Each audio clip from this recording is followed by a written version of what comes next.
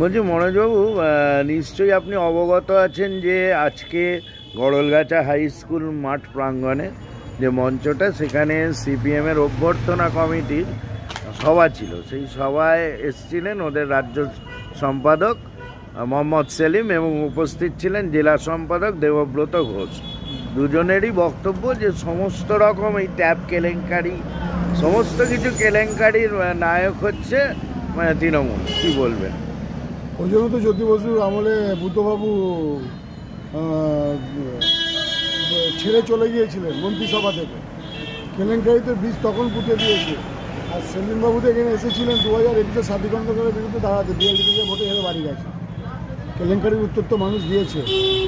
কেলেঙ্কারি ওরা ভুলে গেছে? কিট কেলেঙ্কারি হসপিটালে, বেঙ্গল ল্যান্ড কেলেঙ্কারি, মাটি কেলেঙ্কারি, সব কিছু কেলেঙ্কারি ওরা করেছে।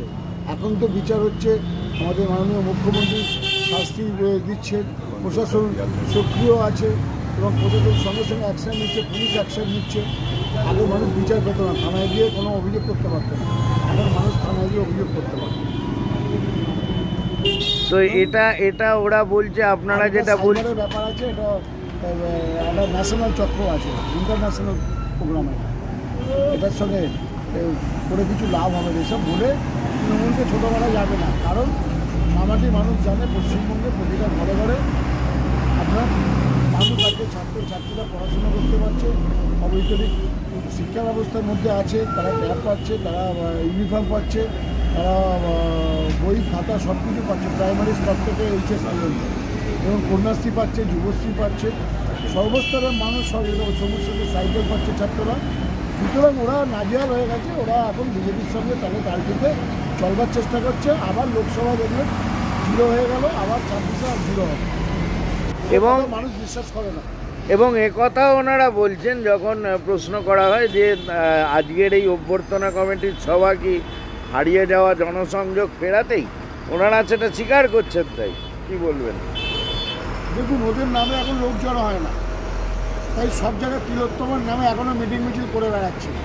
মানুষ পাশ থেকে মানুষ বুঝে গেছে যে এখন তিলোত্তমাকে ছেড়ে ওরা সঞ্জয়ের পাশে দাঁড়িয়েছে, যে অপরাধীকে কী করে বাঁচাবে, হাসির মঞ্চ থেকে কী করে বাঁচাবে সেই চেষ্টা করছে। ওদের প্রতি মানুষের বিশ্বাসযোগ্যতা নেই, মানুষ ওদেরকে ছুঁড়ে ফেলে দিয়েছে। ওরা এখন নরকের কি সিপিএম পার্টি। তো ওনারা তো বলছেন আবার 26-এ এটার প্রভাব পড়বে। আবার মানুষ কি প্রভাব বইয়ে দেবে? লোকসভায় দিয়েছে, আবার 26-এ আবার শূন্য যাবে, এবার মহাশূন্য যাবে।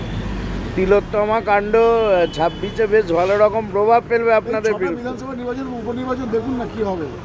6টা উপনির্বাচন তৃণমূল কংগ্রেস সুইপ করে আবার জিতে যাবে। মানুষ তো উত্তর দিয়ে দেবে। মিথ্যে কথা বলে গোয়েবেলসের সূত্র অ্যাপ্লাই করে পশ্চিমবঙ্গের মানুষকে ভুল বোঝানো যাবে না। মানুষ খাদ্যসাথী পায়, স্বাস্থ্যসাথী পায়, লক্ষ্মীর ভাণ্ডার পায় মেয়েরা, সুতরাং সব কিছু পাচ্ছে। অত ভয়ের কোনো কারণ নেই। ওরা যত চেষ্টা করুক, মানুষ লাল পতাকা দেখলে ভয় পায়, কারণ মানুষ জানে ওরা হারমাদের দল। ওরা বানতলা করেছে, ওরা আপনার তাপসী মালিক হত্যাকারী, খুন ধর্ষণ করেছে। ওরা তিল জায়গা থেকে শুরু করে সমস্ত রকম অত্যাচার, ধর্ষণ, রেপ সব কিছু ওরা করে, অত্যাচার করে জমি কিনে নিয়েছে কৃষকদের। আজকে ওদের কথা মানুষ আজকে বিশ্বাস করে।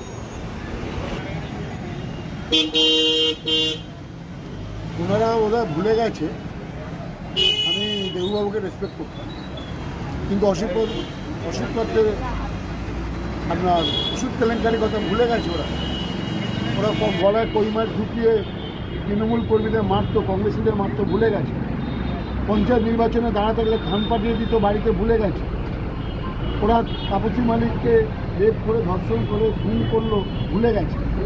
ওরা বিমলাদেরকে গণতান্ত্রিক আন্দোলনে গুলি চালিয়ে হত্যা করেছে, ভুলে গেছে। রঘুনন্দন তেয়ারির অত্যাচার ভুলে গেছে। মানস ব্যানার্জি বর্তমানে ভুলে গেছে। আমাদের কংগ্রেসের লিডার ছিলেন তৎকালীন, এখন তৃণমূল কংগ্রেসের মন্ত্রী আমাদের মানস ভূঁইয়াকে আজকে কী করেছিল বর্তমানে মঙ্গলকোট, ভুলে গেছে। অত্যাচার তো ওরা শিখিয়েছে, অত্যাচার ওরা করেছে। যত হারমান তারা আজকে সিপিএমের হাতে তৈরি, তারা আবার চেষ্টা করছে বিজেপির হাত ধরে ফিরে আসা পশ্চিমবঙ্গে। মানুষ সেই অন্ধকার দিনকে ফেরতে দেবে না, যত চেষ্টাই করবে। আর আপনারা দেখেছেন না, শিক্ষায় সবথেকে বড় কেলেঙ্কারি হুগলি জেলাকে করেছে। দুলাল ভৌমিকের কথা ভুলে গেছে। ঘরে ঘরে আজকে টিচার নিয়োগ করেছে। দুলাল ভৌমিক কী করেছিলেন?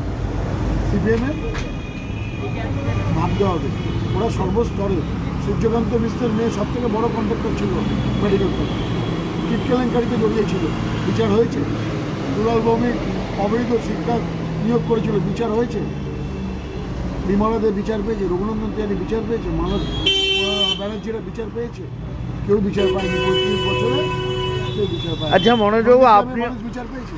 আপনি তখন বাম জমানায় বিরোধী রাজনীতি করতেন, আপনার মনে আছে ডক্টর সুশীল পালের কথা? হ্যাঁ, ভুলে গেছে। এখন ওরা আন্দোলন করছে। বালিতে সুশীল পালেরকে যিনি হত্যা করলেন, বিশ্বজিৎ বাবু, আমার মনে আছে। তিনি সব থেকে বড় কমরেড ছিলেন হাওড়া। তার নার্সিংহোম থেকে বেরিয়ে তার নার্সিংহোমে খুন হলেন, ওই লাইন হ্যান্ডাতে বেরোয়নি। সুশীল পাল হত্যা মানুষ, শ্রীরামপুরের মানুষ আজও